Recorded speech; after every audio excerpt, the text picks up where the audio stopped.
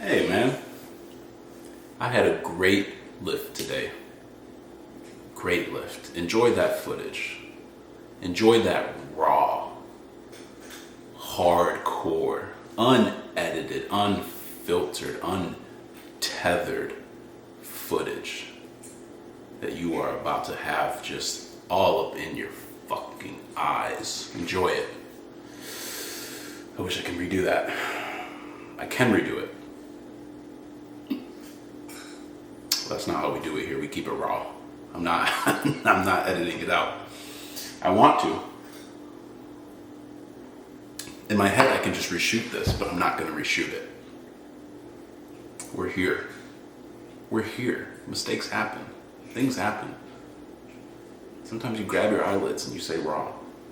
You look right into that camera's soul and you just keep saying raw, and you tell yourself, stop, David, stop saying raw. But you just can't stop it. You just can't stop. Just like me at the gym, which you'll see here shortly. Raw.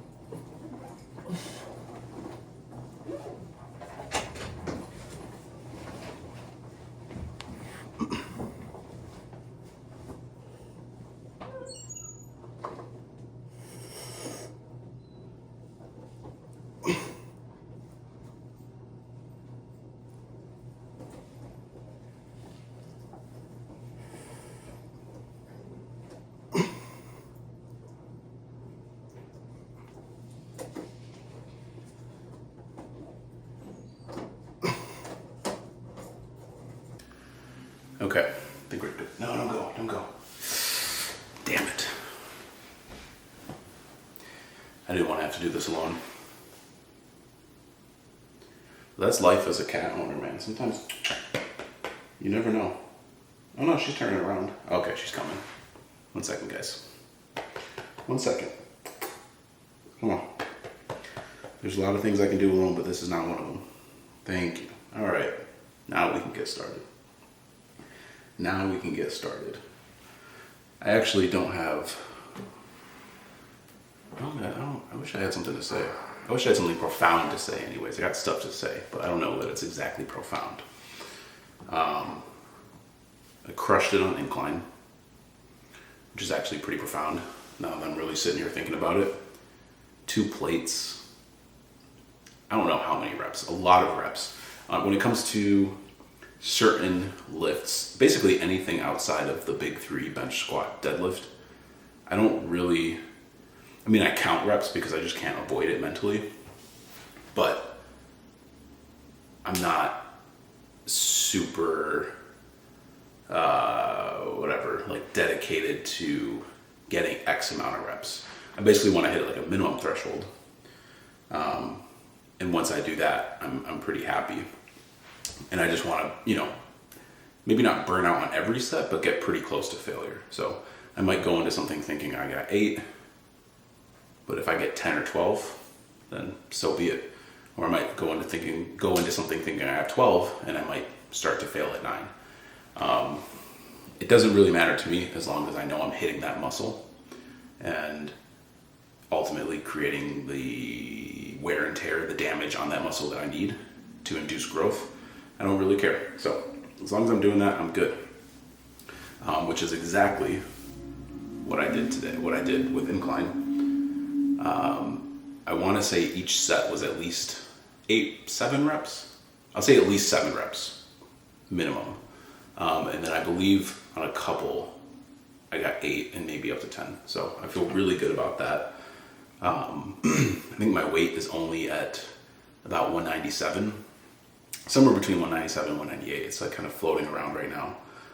And I still feel relatively lean. In the like physique update part, I think you can kind of tell that I've definitely put on some body fat since I've gained like 8-ish, 9-ish pounds in the past couple months. But you know, there's still visible abs when I'm flexing, especially. So I think honestly, I'm just gonna bulk until I don't have visible abs. Maybe. I feel like that's a good indicator.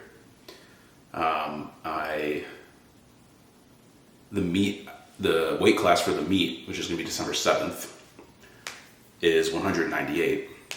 So the goal was to kind of get up to about 200 and then just have to cut like a little bit of weight before weigh-ins. So that's still the goal. We'll see. I'm not too pressed. Like if I end up staying at 198 or 199, like it's whatever. But ideally I'd get to 200. And get used to that weight a little bit before the competition. And then after the competition, because I think I will still have abs at 200, fingers crossed. After the competition, the competition's December 7th. So I feel like after December 7th, there's probably like 2 months of peak bulking weather.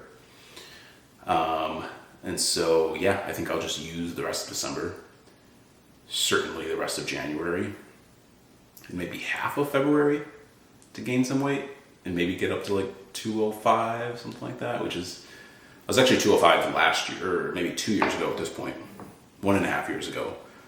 But it was not as, how would I put this?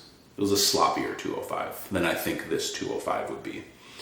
But I do think 205 is about the limit I could get to if I were to go on the guideline of once I don't have abs, that's the end of the bulk. If I had abs at anything higher than 205, I would be astounded. If I had abs at 205, I will be thoroughly impressed. I'll probably have like some really faint outline, but like, yeah, I don't think I can push it much further than that.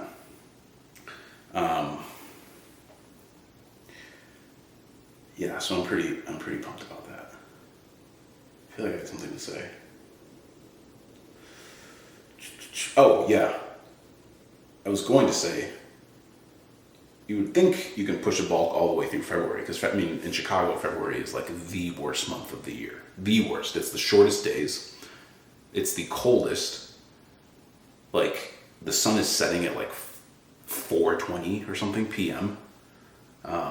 The average temperature, the average high is probably like 18 degrees or something stupid like that. It's just miserable. So you'd think like, oh, you know, winter bulk, just kill it in February. But you don't want to get caught lacking in March.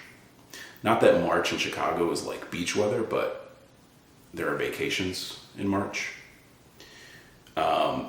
And then probably more, like spring break, of course. I mean, if you're like not 30.